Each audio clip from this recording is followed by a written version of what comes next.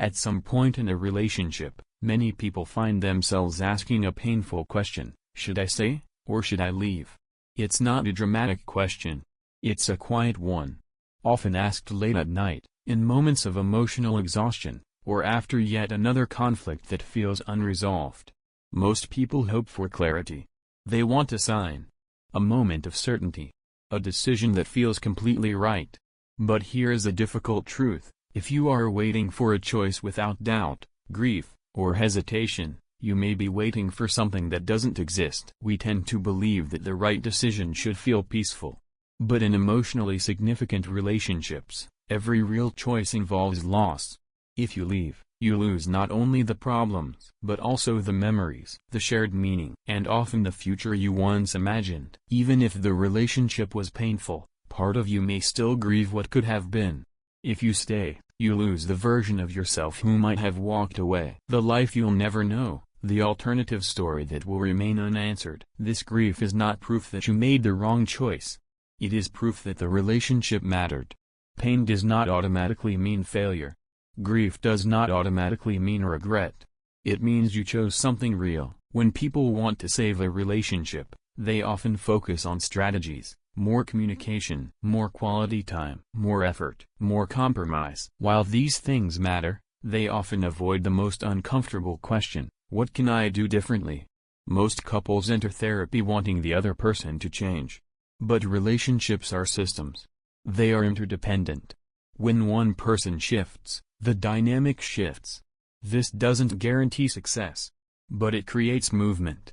If you change how you respond, how you listen, how you regulate yourself, the relationship cannot remain exactly the same.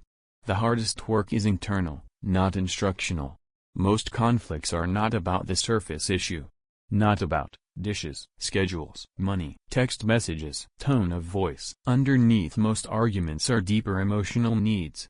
People usually fight for recognition, value, trust, closeness, safety, autonomy. A disagreement about how things should be done often masks a fear of not being seen, not being appreciated, not being important. When we only address the surface, the conflict keeps returning. Because the real conversation is happening underneath. Many people believe their relationship is full of power struggles. But power is often a defense, not the core issue. Usually, fear is underneath. In many relationships, one person is more afraid of abandonment, the other is more afraid of losing themselves. One may accommodate, please, and adapt to keep connection. The other may resist, assert, and control to protect autonomy. Neither is wrong. Both are strategies shaped by fear. Control often appears when vulnerability feels unsafe. The question is not, who is right? But, what is each of us protecting? Many couples struggle because they interpret difference as threat. Different values. Different rhythms. Different emotional styles. Different priorities. We often assume, if you love me, you should live the way I do. But healthy relationships are not about sameness. They are about negotiation, influence, co-creation. Conflict often arises when partners never build a shared way of being, and instead try to defend their individual systems. Growth doesn't mean losing yourself. It means expanding your capacity to include another perspective without collapse or control. Instead of asking only, should I stay or leave?